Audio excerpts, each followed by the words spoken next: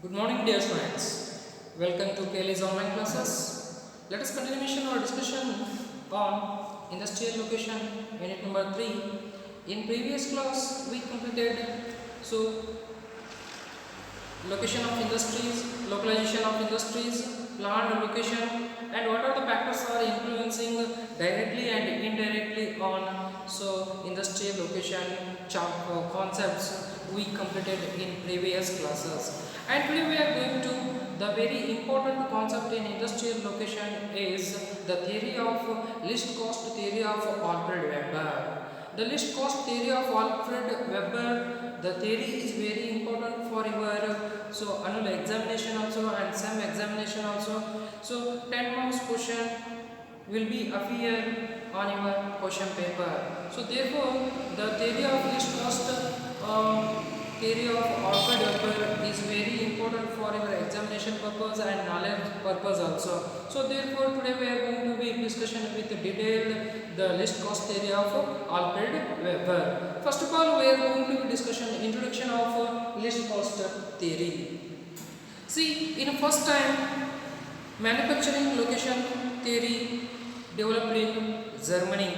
See, in Germany the experts and scholars first of all they were engaged in development of manufacturing location theory in the world. See, in classical economists, in classical experts, they were developed the various concepts, but those concepts are not relevant to industrial location. So that is where the Alfred Marshall and Adam Smith, the classical economists, there was no particular theory of industrial location.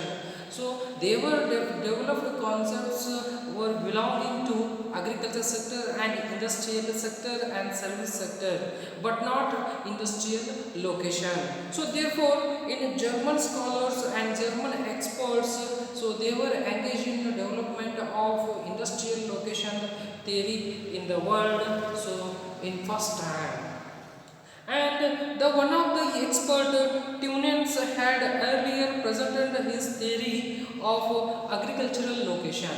See, one of the expert or scholar of the German was engaged in development of agriculture location.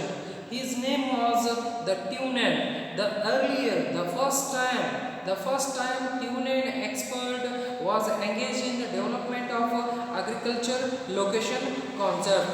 The agriculture location concept. So how can profit maximization, output maximization. So how to obtaining maximum profit from their cultivable land, and what are the factors are influencing on agricultural location.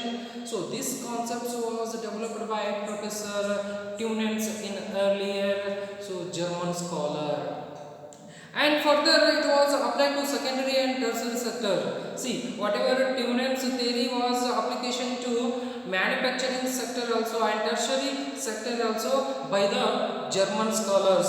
So this theory was basement of development of industrial location in Germany. And in the 19th century, German scholars tried to study the problem of location, especially William Leonhardt, the one of the expert, and one more expert of German scholar or expert was engaged in development of industrial location.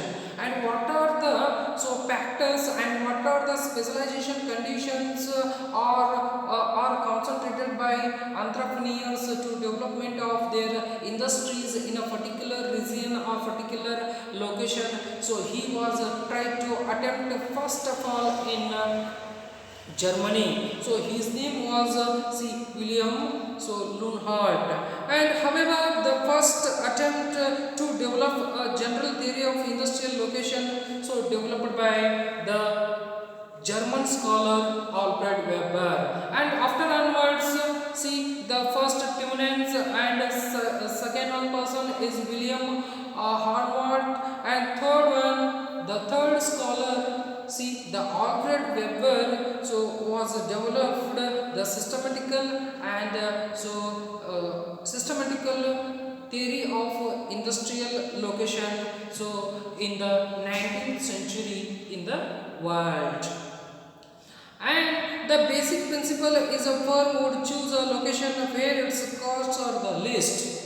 According to Alfred Weber, so the industrialists and entrepreneurs, they are always would like to establishing their industries in a particular area or region, so determined by the most least cost of production.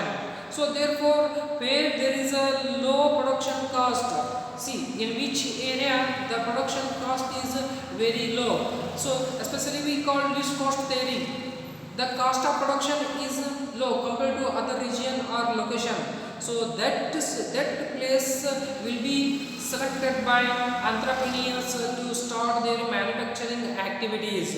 So according to Alfred Weber, so in which region there is least cost of production, so that area will be chosen by the entrepreneurs. Because of the entrepreneurs, the main ambition is minimization of the cost and maximization of the profit as well as sales maximization.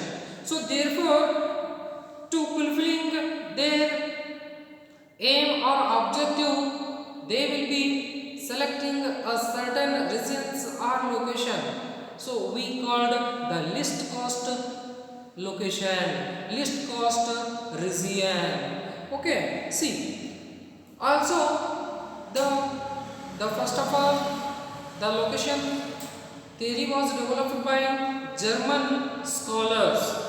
The first, such as Thunens, William, so Leonhardt, and third one is a systematical theory was developed by Professor and scholar Alfred Weber. So his theory was depends on various assumptions. What are the assumptions taken by Alfred Weber to preparing industrial location theory? See, the assumptions, the first assumption is the theory is concentrated single isolated country. See, the Alfred Weber is selecting single country to study industrial location. Not one or two countries, only single country, unique country will be selected by to study industrial location. So, within the border of the country, the different types of industries are existing and manufacturing goods and services. So, those industries which purposes those are existing in a particular area and what are the factors are influencing on a particular place will be studying by the Alfred Weber. Therefore, he was selected a single isolated country, that is unique country. So most probable that country was Germany. And second one is homogeneous climate. See, so he was assumed, the second assumption by the Alfred Weber, see the homogeneous climate. Climate was not be changed. See, homogeneous, a stable climate. See, the entrepreneurs and industries are always concentrate the homogeneous climatic region places. Because of in rainy season, summer season and winter season, so where there is a variable of climatical conditions, so there was no industrial location. Because of that condition was adverse effect on industries, adverse effect on laborers, adverse effect on raw materials also. Therefore, so he was assumed the homogeneous or stable climatical condition location was selected by industries to manufacturing goods and services. And therefore, and third one is perfect competition.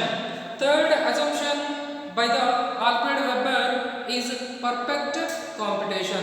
See, the perfect competition is nothing but so in which market so there are large number of buyers and sellers, they are engaged in selling and buying goods and services. Goods goods and services. Those goods are homogeneous products and there is no restriction of any sellers and buyers. So pre-entry and exit of the market we called perfect competition. See, the perfect competition, so there is no barriers of other manufacturing industry or seller. Large number of buyers and sellers, they are engaged in selling and purchasing goods and services. Those goods are homogeneous products, similar products. So there is no restriction of entry and exit. So we called perfect competition. See, assumed by Alfred Weber to preparation of least cost theory of Alfred Weber. And see, the fourth one is consumer concentrate certain given centers. See, even though consumers or customers are also concentration at a certain given centers, in which location the goods and services are available, the consumers also concentration that place. It is common phenomena of the people where is available quality and cheap rate of goods and services. See, the people are concentration that location. Therefore, here the people of German, the people of any respected countries will be concentration. So, where the manufacturing goods will be producing, so that place only concentrated by consumers. So, to fulfilling their needs and wants. And next one is all firms having unlimited markets. There is no limitation of market area. All firms, whatever existing firms or industries, so producing goods and services, so in which area, so there is no restriction of expansion and transportation of goods and services to any place of the country. See, the unlimited access of market will be available for all firms. Therefore, unlimited market, it means will be whatever the region of the boundary of the country, so where every nook and corner of markets are existing, so those markets will be captured by all firms. So therefore, there is no limitation of market to access by the firms. And next one is some natural resources widely available. See, it is common. The common natural resources are widely available. For example, sand, clay, water, air, brightness. The gift of the nature totally we called the gift of the nature. So is available widely. See, widely available natural resources will be utilization by the firms. It is also assumed by Alfred Weber to preparation of least cost theory. The widely available and wherever available, see, the wherever you go there is available natural resources like clay, sand, water, air, see.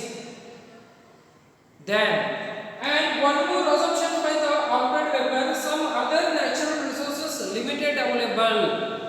The limited natural resources, because of every countries are not specialization in producing and manufacturing all goods and services because of a scarcity of natural resources. Such a type of natural resources are mineral resources. Mineral resources, the fuel, coal, bauxite, mica, lignite, gold, diamond, silica, aluminium, manganese, steel, iron. The single country will not be fulfilling all natural resources because of the world. Whatever countries are existing, those countries are specialization in single mineral resources. For example, OPEC nations are producing export countries, they are specialization in producing oil, petroleum products like petrol, diesel, and so kerosene oil. And India is very rich in producing manganese. South Africa is very rich in producing gold. Therefore, the limited natural resources. So, in isolated country, in a unique country, whatever taken by the study, taken by Alfred Weber to study in single isolated country, the limited natural resources. Some limited natural resources are available, and ore, coal, minerals. Okay, see, it is also assumed by Alfred Weber to preparation least cost theory. And so, in last one is the widely not available labor or fixed location and mobility.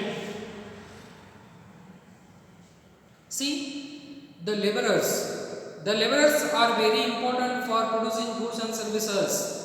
The laborers are very important for industrial development. The laborers are very important for industries also. So there is a classification of laborers, division of labor by the Adam Smith, skilled labor, unskilled laborers.